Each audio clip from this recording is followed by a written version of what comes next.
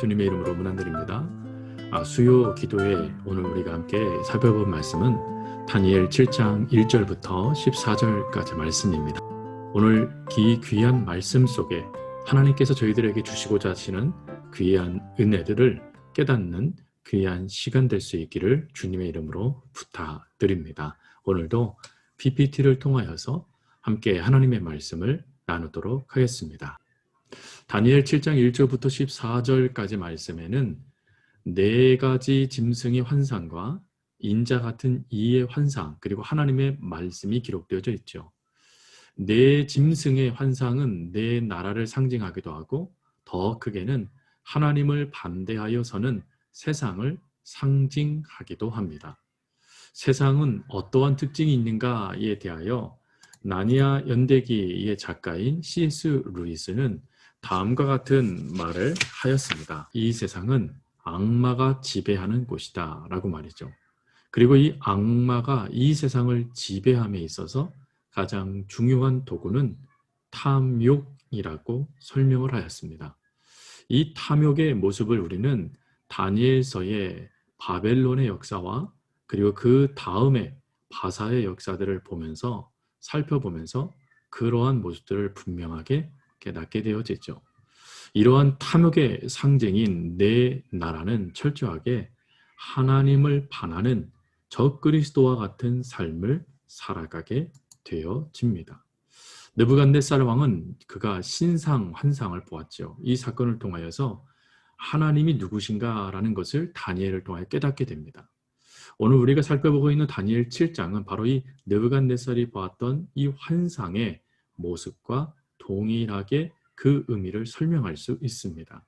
총 이 환상 속에는 네 짐승들이 나타나게 되죠. 첫 번째로는 사자의 형상, 두 번째로는 곰의 현상, 세 번째로는 표범의 형상, 네 번째로는 형상을 알 수 없는 무서운 짐승이라고 되어져 있죠. 사자, 곰, 표범에 대해서는 많은 학자들이 이러한 나라가 될 것이다 라고 의미를 분명하게 이야기합니다. 그러나 마지막 네 번째 환상의 무서운 짐승의 환상은 어느 나라인가에 대하여는 의견이 분분합니다. 물론 로마라는 말씀들을 주로 많이 하지만 로마라고 단정 지을 수가 없는 것은 로마 시대 이후에도 끊임없이 적그리스도, 하나님의 말씀을 반대하고 내가 하나님인 양 착각하게 만들어 하나님으로부터 분리시켜버리는 적그리스도들이 지금까지도 나타나기 때문입니다. 그러면 우리들이 이러한 역사들을 어떻게 이길 수 있겠습니까? 분명한 것은 우리의 힘으로는 이 모든 역사를 이길 수 있는 힘이 없다라는 게 안타까운 모습이죠. 그러나 우리는 할 수 없는데 우리 안에 계시는 하나님은 하실 수 있습니다. 그래서 여러분 다니엘서 7장 1절부터 14절 말씀에 하나님께서 우리들에게 주시는 말씀은 이 네 짐승이 얼마나 악하냐, 얼마나 혐오스러우냐, 그 악의 역사가 얼마나 많은 그리스도인들을 무너뜨리고 있느냐에 집중된 게 아닙니다. 이 다니엘 7장 1절부터 14절은 가장 중요한 핵심 내용 한 가지를 포함하고 있는데 그게 바로 13절부터 14절까지의 말씀이죠. 13절부터 14절 말씀을 제가 봉독해 드리겠습니다. 내가 또 밤 환상 중에 보니 인자 같은 이가 하늘 구름을 타고 와서 옛적부터 항상 계신 이에게 나아가 그 앞으로 인도되매 그에게 권세와 영광과 나라를 주고 모든 백성과 나라들과 다른 언어를 말하는 모든 자들이 그를 섬기게 하였으니 그의 권세는 소멸되지 아니하는 영원한 권세요 그의 나라는 멸망하지 아니할 것이니라. 아멘. 여러분 여기에서 옛적부터 항상 계신 이분은 누구를 말하는 거냐? 바로 하나님을 말하는 것이죠. 하나님이 계시는 그 보좌에 인자 같은 이가 서셨더랍니다. 다니엘 7장 9절 말씀에 보면 보좌에 앉으시니가 라고 이야기하며 하나님을 언급하면서 그 하나님 곁에 다니엘 7장 13절 인자 같은 이가 서셨다라고 말씀을 합니다. 이 인자 같은 이분은 바로 마태복음 12장 8절에 나와 있는 말씀처럼 예수님을 의미하는 것입니다. 즉 예수님께서 하나님의 보좌 곁에 서셔서 이 땅의 네 짐승의 역사들을 무너뜨리시고 멸망시키시고 그리고 하나님의 모든 권세를 누릴 수 있는 역사들을 하나님께서 예수님에게 허락해 주셨다는 것입니다. 그러기에 이 인자이신 예수님께서 오늘 이 다니엘서 7장의 핵심 내용입니다.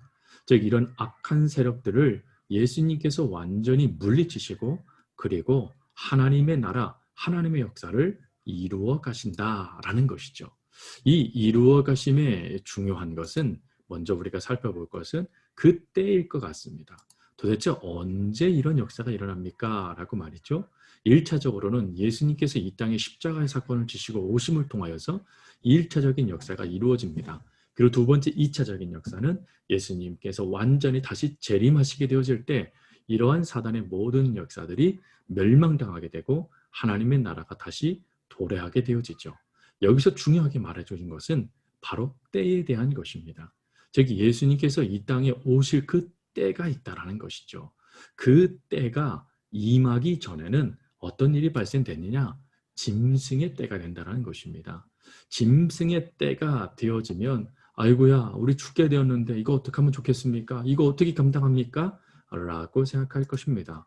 물론 그렇습니다. 우리의 힘으로 그것들을 어떻게 이길 수 있겠습니까? 감당할 수 있겠습니까? 하나님의 나라가 반드시 임해 온단다 할지라도 이 짐승의 때의 역사가 크게 우리에게 다가올 텐데 그럴 때마다 우리는 어찌해야 될 것인가 하는 것입니다. 여러분 이거에 대해서 다니엘서가 이해를 말씀해 주고 있는 것이죠. 다니엘 시대 다니엘은 오늘날 우리보다 더 힘들고 어려운 시기 가운데 있었던 사람입니다. 포로로 잡혀왔습니다. 노예입니다. 사람 취급도 받지 못합니다. 또 다니엘이 총리가 되곤 다니엘이 으뜸이 되어져도 수많은 사람들의 적된 사람들이 끊임없이 다니엘 곁에서 다니엘을 괴롭혔습니다. 그런데 다니엘이 무너졌나요? 다니엘이 그 인생을 포기해버렸나요? 그렇지 않죠. 하나님이 철저하게 보호하셔서 하나님의 역사를 드러내는 하나님의 사람이 되고 이 다니엘을 통하여서 하나님을 알지 못하는 시대를 살아가는 사람들이 하나님을 알게 되어지는 역사가 나타나지 않았습니까? 그러니 이 다니엘서를 통하여서 우리는 분명한 하나님의 은혜를 깨닫죠. 지금 이 시대가 마치 심판대와 같은 짐승의 시대와 같은 역사들로 끊임없이 성도들이 힘들고 어려워질 수 있습니다. 그리고 그 역사가 너무 커서 지치기도 하고 그리고 포기하고 싶은 생각이 들 수도 있어요. 하지만 다니엘을 지켜줬던 하나님, 다니엘과 함께 하셨던 하나님, 다니엘에게 말씀하셨던 하나님, 다니엘에게 모든 역사를 더해줬던 하나님이 오늘 우리들에게도 그와 같은 역사를 더하신다라는 것입니다. 그러기에 짐승의 시대에도 우리 그리스도인들이 이 모든 것들을 이길 수 있는 은혜가 주어진다라는 것이죠. 자, 말씀을 정리하면서 그러면 우리 어떻게 살아야 될까요? 우리 하나님의 백성으로서 하나님을 믿는 하나님의 자녀로서 우리는 어떤 삶을 살아가야 되겠습니까? 분명한 것, 하나님을 온전히 믿고 하나님에 의한 삶을 살아가야 되지 않겠습니까? 다니엘이 하나님의 역사를 경험하게 된 이유는 그가 철저하게 하나님께 집중했기 때문입니다. 하나님의 뜻을 묻고 하나님만을 의지하고 하나님께 모든 말씀을 듣고 준행했기 때문에 그의 인생에 짐승과 같은 시대의 역사가 주어져도 무너지지 않고 오히려 점점점 더 많은 이들에게 인정도 받고 높임도 받고 하나님도 증거하는 귀한 하나님의 사람이 된 것이죠. 그러니 저희들의 삶의 태도는 매 순간 우리의 삶이 짐승과 같은 시대의 삶으로 우리 삶이 보여진다 할지라도 철저하게 하나님 한 분, 그 하나님만 의지하며 살아가겠다라는 삶의 결단들이 저희들 가운데 주어져야 된다라고 믿습니다. 오늘도 그와 같은 모습으로 살아가는 사랑하는 성도님들 될 수 있기를 주님의 이름으로 부탁드립니다. 코로나19가 점점점 그 확산세가 강하여지는 것 같습니다. 안전하다라고 느껴졌던 제주 땅도 또 많은 이들이 지금 코로나로 인하여서 어려움을 당하고 있는 것 같아요. 이럴 때 사랑하는 성도 여러분, 강건하여지기를 원하고 또 하나님의 보호하심이 성도님들 삶 가운데 충만하기를 주님의 이름으로 부탁드립니다. 그리고 무엇보다도 힘들고 어려울 때마다 하나님의 그 위로하심, 그 하나님의 보호하심이 사랑하는 성도님들 삶 속에 넘쳐나 간증으로 많은 이들을 하나님께로 이끌 수 있는 귀한 우리 서우가족 될 수 있기를 주님의 이름으로